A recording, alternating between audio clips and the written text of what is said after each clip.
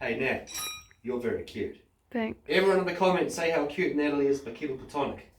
Or else.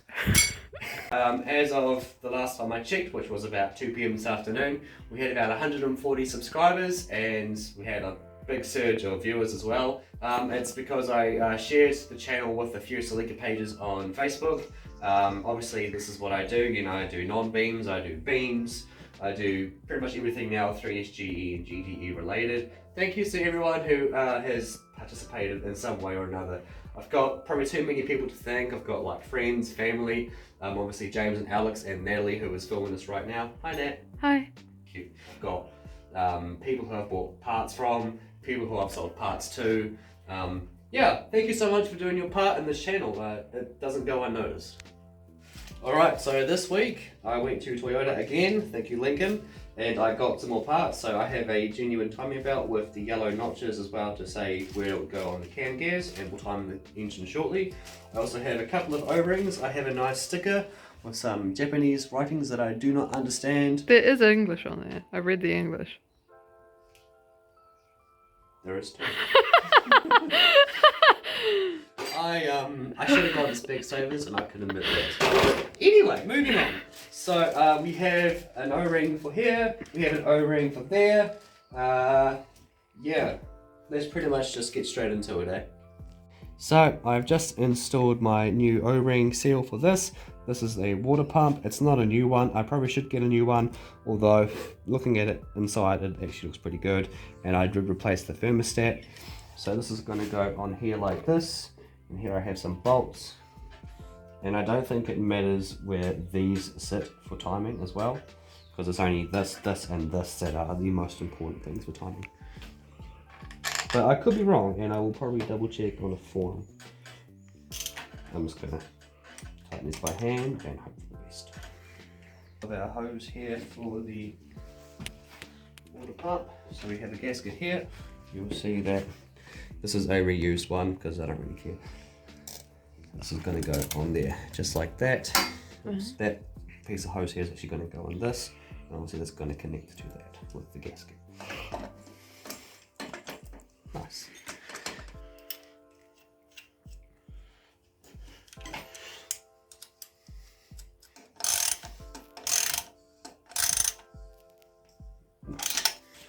So this is part of the oil cooler system, and this little hose that's in the shape of a C is called the hose from hell. I'm probably gonna fall on my ass, but I can see it. I hope you don't fall on your ass. There we go. And that is probably good enough. Nice. Now to get a clip for there, I can put that on, get a nut for that, put that in, and then... Nice.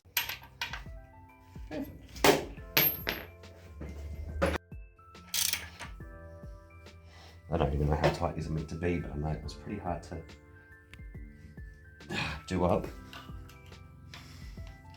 There we go. Time this week. Perfect. Nice. Alright, so I still just got to get a nut for there.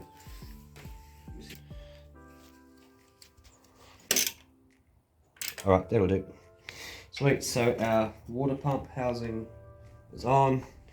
And our oil cooler system is installed as well. Obviously there's like more things to it around the corner here, but we'll get to that another time. Alright, so I didn't film it, but I've officially got my timing belt on. I had to go to my father-in-law's house to borrow his vise to just put that tensioner back and then just put a little nail in that little hole right there. But other than that, it is all good. So it is timed up with that and timed up with that as well. And then down the bottom there is actually a way to test this out by getting your timing cover and placing that on there. And usually these cranks face up. God, if this wants to stay in place, it doesn't want to now. It's misbehaving. Hang on, I'll take this off. Alright, so I've just put my harmonic dampener just slightly on, just to a point where I can take it off. And there's actually a little notch right there that's actually used to time up against the timing cover. So if you see there, we're about just off 0, but we have room to move it a little bit back and forth up at the top as well. So I would say that the engine is officially timed.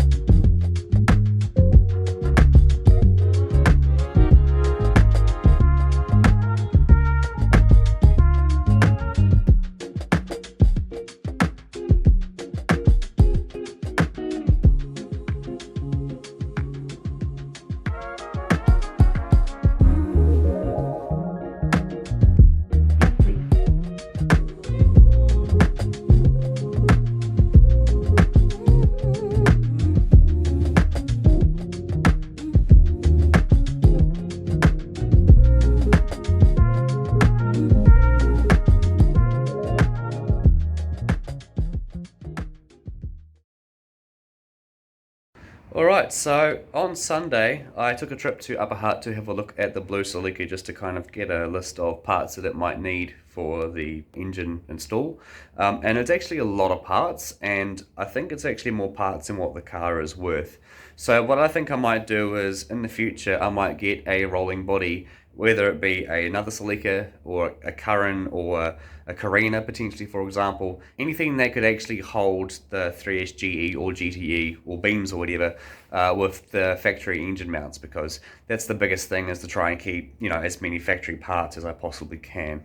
So what I think I'm going to do is I'm going to get rid of the blue Celica. I could scrap it, or I could sell it to someone who might be interested. I know that one of my friends has reached out and expressed interest in buying the shell. Otherwise, like, it's a good body, so to speak. Like, it's got stuff all rust. It's a pretty straight body, and it doesn't have anything wrong with it. You know, it's not a crash car or anything like that. It's just stripped, and that's the issue. I just need a car that's mostly complete.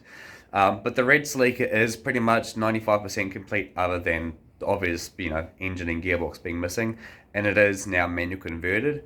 The blue Celica is a factory manual, which is kind of got an advantage over automatics, obviously, and that would be a good selling point, I guess. And, you know, I might kick myself in the butt later for selling it or getting rid of it, but I think it's probably best for the channel and for me financially, personally, if I was to get rid of it and then potentially in the future get another chassis.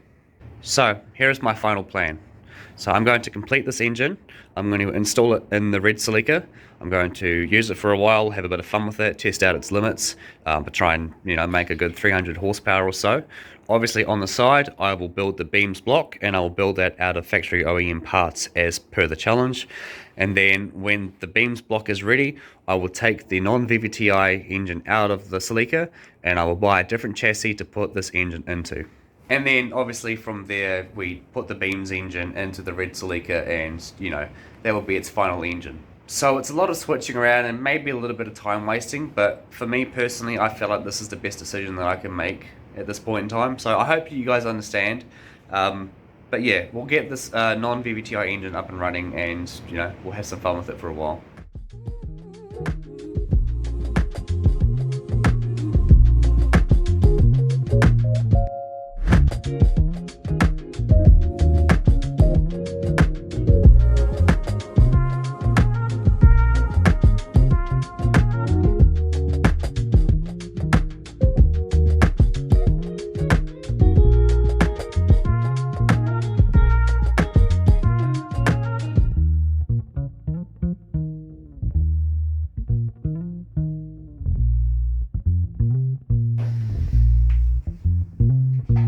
Hopefully this works. I might actually need to oh, never mind. So we're just going to keep it there, just for a sec.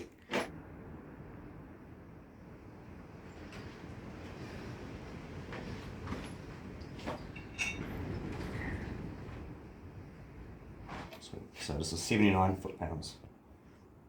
Jesus Christ.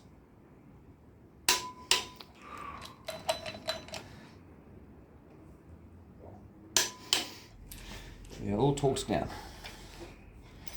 Alright, we have a situation with our clutch, ladies and gentlemen. So this is my alignment tool that I got from MP Auto Parts. And by the way, this is no fault of theirs. This is just a weird design.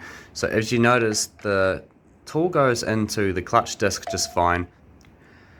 But if you look inside, it's actually a little bit different. So it doesn't have like the star pattern, or, you know, the same pattern as my alignments tool on the inside, which means we can't get like 100% alignment, which I'm pretty annoyed about. So I'm not quite sure what to do, but what I will do in the meantime is I will put all the bolts there. I know I need to Loctite these as well, and then I'll try and see if I can align it as best as I can, and then I'll double check it, and then I'll put the gearbox on if it's good enough. Alright, so this is my E56 gearbox, which has a viscous LSD.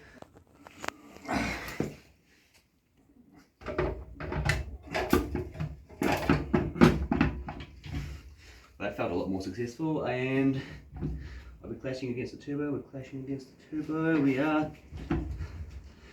God damn it. The turbo line feed clashes with the clutch slave cylinder, so I need about probably another 10 to 15 mils of clearance at least before I can get the gearbox properly bolted on. So I might take this off and see what I can do. So I've just taken this out like this. I've just unbolted the 2 bolts that are there, and I've just turned this a couple more times, so it's about 2.5, 3 mil into the turbo a little bit more, and that's fine. So I just realised it was a little bit loose. Anyway, let's try this one more time.